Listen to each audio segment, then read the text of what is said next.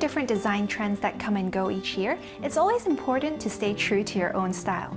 Speaking of which, there's no better place to showcase your story than your own home. If you want a characterful home with a creative balance of colors, textures, and patterns, then I know just the right person to talk to.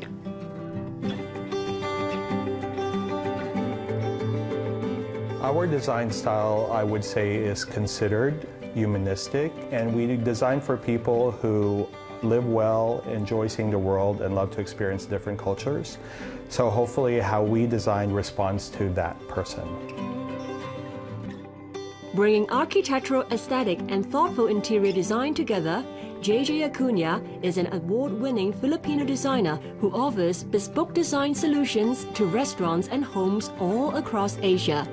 Let's gain more tasteful insights from him on how to create a unique home space.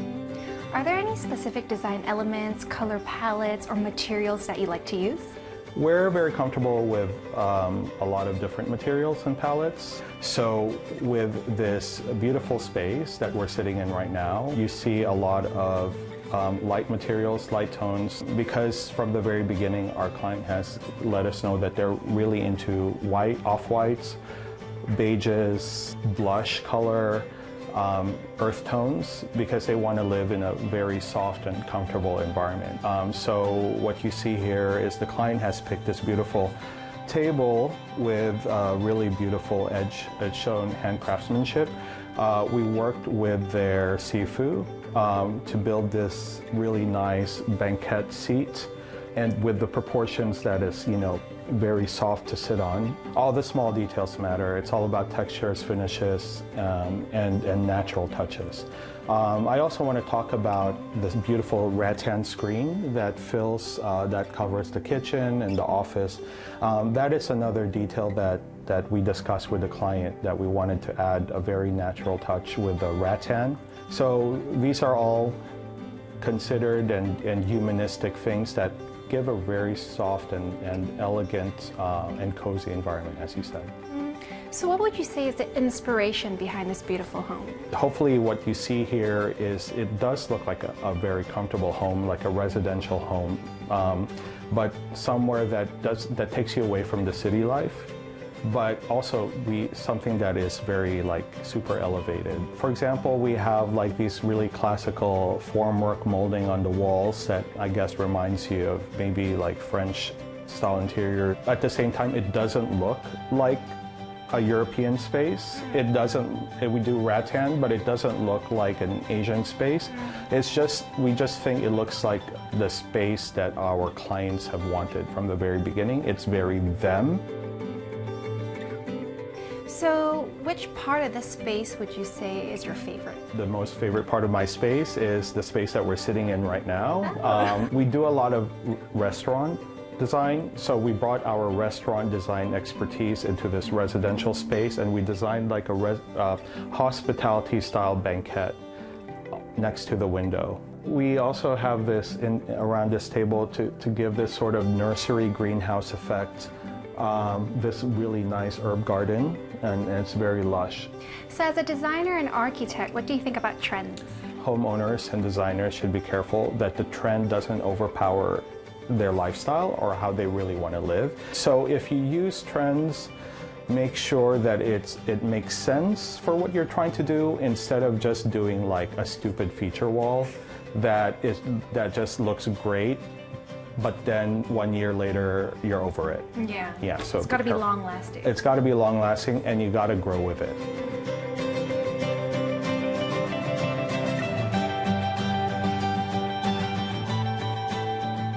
Could you tell us about your latest restaurant project? How would you describe the mood and feel here? This chef is an award-winning Korean chef, and he makes authentic Korean dishes, but for the next generation. This restaurant is all about natural materials, natural touches, and it's a bit more somber and a low-key feel, so that the food, when it's placed on this walnut table, is really the main character of the dining experience. So what role does interior design play in restaurant businesses? Interior design in restaurant business is very important because the thing is we want people to come back again and again and feel very comfortable and feel like how they sit and how they sit next to the table and how the food is lighted on the table surface. It plays a key role. It's 360. You know, there are so many restaurants in Hong Kong these days. What you want to do is take them to another world. You know, take them to a fantasy. Let them forget about their daily troubles by eating in this place, but not over-design it. Being a vegetarian in Hong Kong is not as challenging as you imagine, thanks to the diverse local food scene, which has brought in plenty of meat-free options.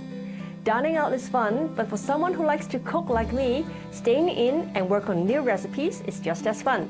And what's the best way to improve your cooking skill? Learn from a master chef. To Jeffrey Lim, Shoujin Ryori is not only a diet that brings transformational changes to his health, but it is also an idea worth sharing.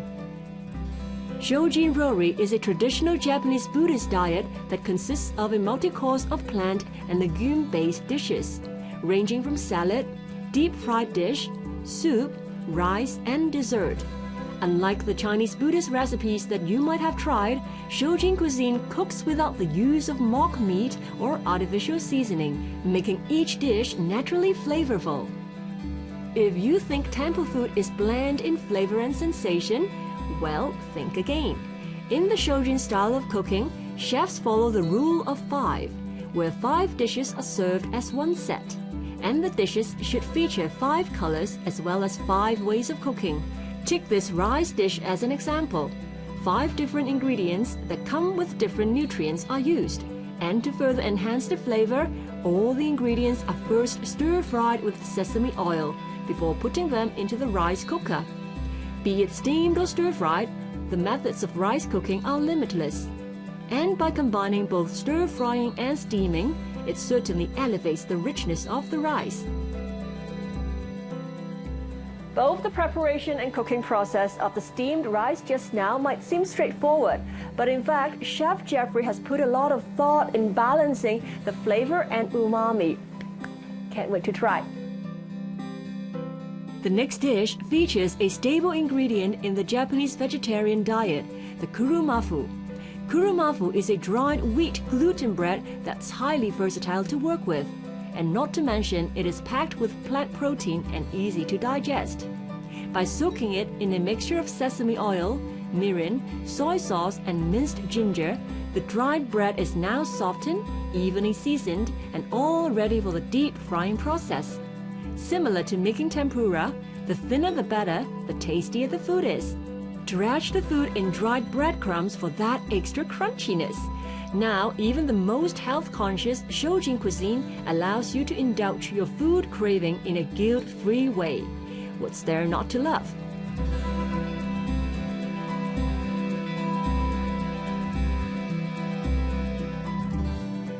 Apart from following the traditional principle of Shoujin-style cooking, Chef Jeffrey also takes inspirations from other cuisines. This potato soup that we are preparing is a reimagination of the French soup vichyssoise. But instead of following the traditional recipe, Chef Jeffrey has his twist for the use of ingredients. He replaced the dairy cream with soy milk and vegan butter, and instead of leeks and onions, he used miyoga, a type of Japanese ginger, to make the soup Buddhist-friendly. And for the soup base, he replaced chicken broth with shiitake mushroom and kombu broth.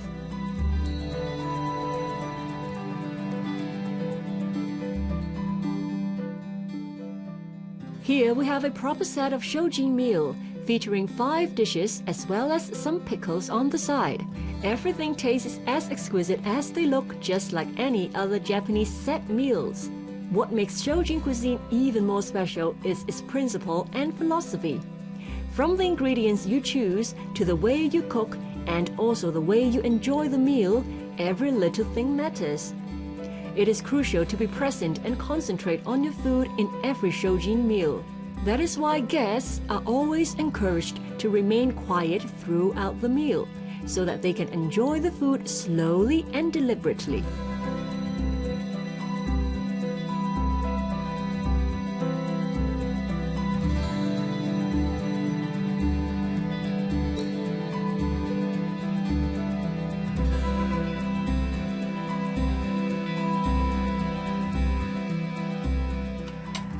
Wow, this whole meal is so fulfilling. Shoujin cuisine offers a variety of dishes, which is amazing for vegetarian. But what is truly fascinating about this cuisine is the philosophy behind each and every process. It reminds me that cooking is also a great way to practice mindfulness.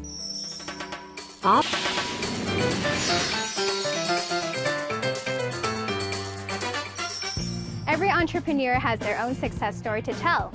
The road to growing and running a business is never easy. It is filled with repeated trial and errors, as well as a long period of pondering and hard work. That's why perseverance is always the key to triumph. As being an entrepreneur, it's very important to set your own trend, be creative, don't be scared to explore different ideas, come up with crazy ideas, and also be persistent is very important. Be brave and also dream big. From starting her own fashion brand when she was still in college to building a restaurant empire, Vivian is an aspiring, young and bold entrepreneur who enjoys all different kinds of challenges.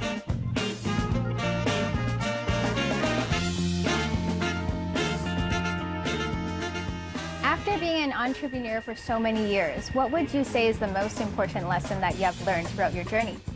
The top lesson that I've learned would be never stop learning and be proactive at the same time. As I first started running restaurants, I see a lot of problems in keep tracking of our daily food procurement versus our sales.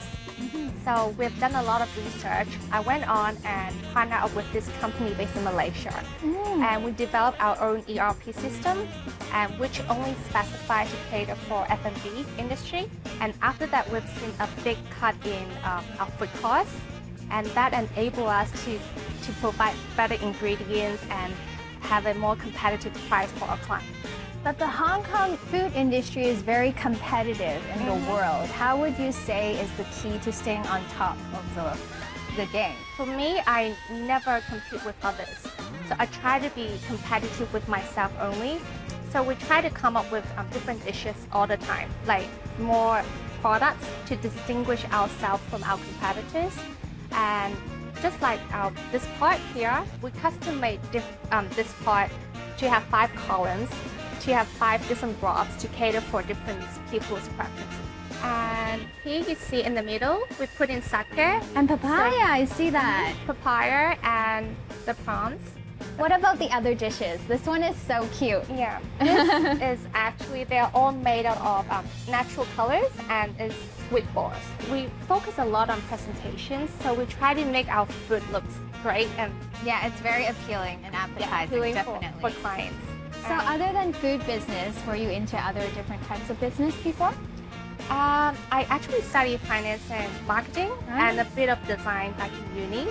So instead of starting restaurants at first, I was actually in fashion industry because my family is in factory business, and I went on and opened few stores in Sydney myself. Wow, yeah, that's amazing. Yeah, so and that's why fashion was also one of my passion besides food.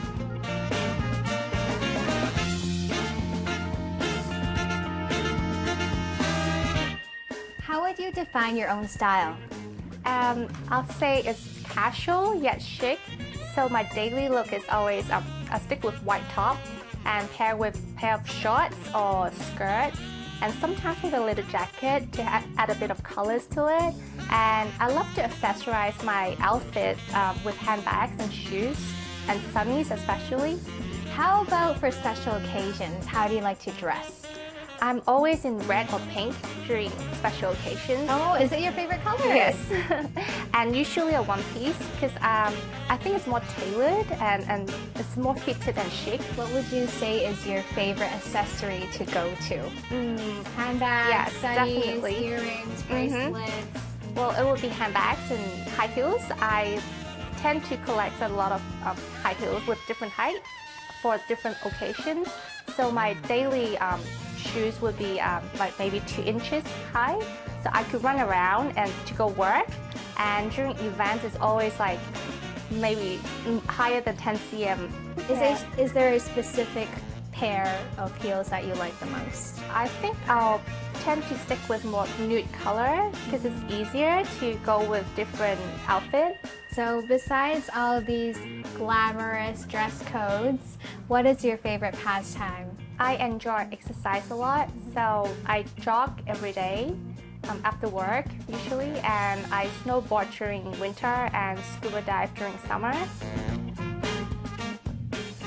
Sometimes the key to becoming a successful entrepreneur comes down to one simple rule, which is to embrace risk-taking and never give up.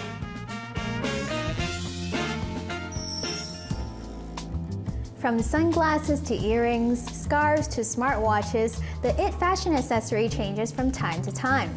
But if you ask me what would be my must-have fashion accessory to upgrade my style game this season, a classic signet ring would be my favorite go-to piece.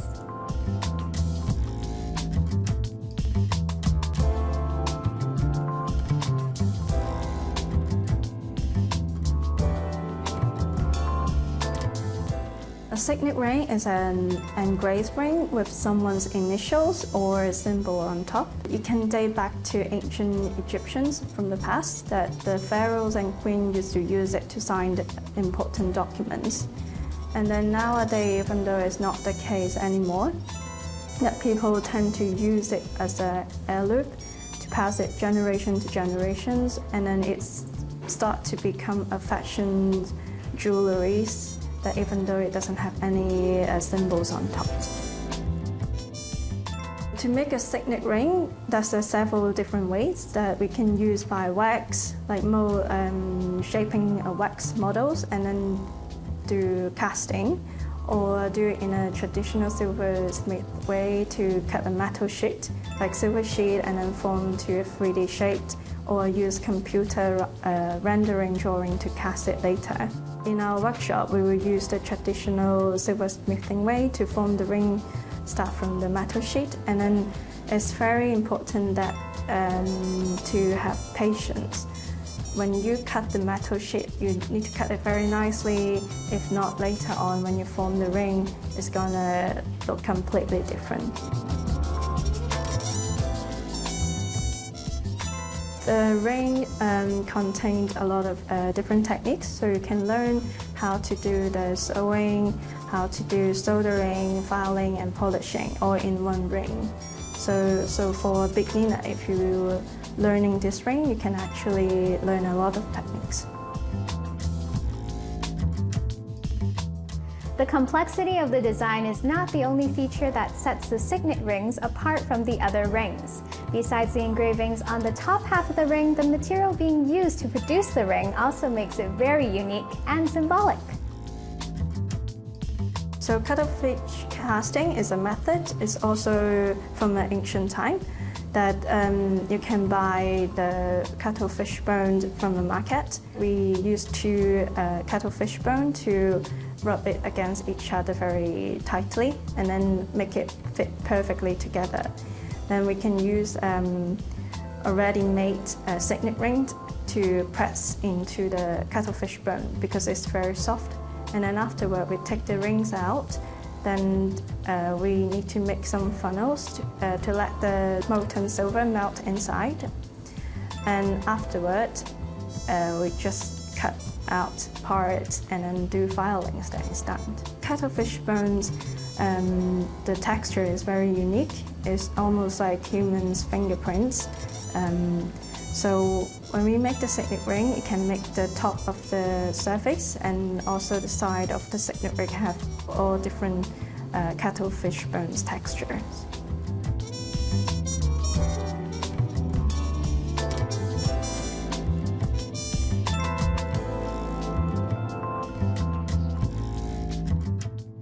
To many of us, a ring symbolizes love and fidelity.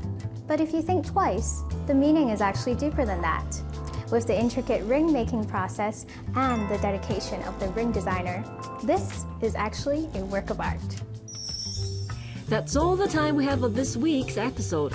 If you want to find out more about what we have introduced, remember to log on to our website. A healthier lifestyle, see the world from a different perspective, or find out ways to look gorgeous, we've got you covered. Join us again next time to have a good time.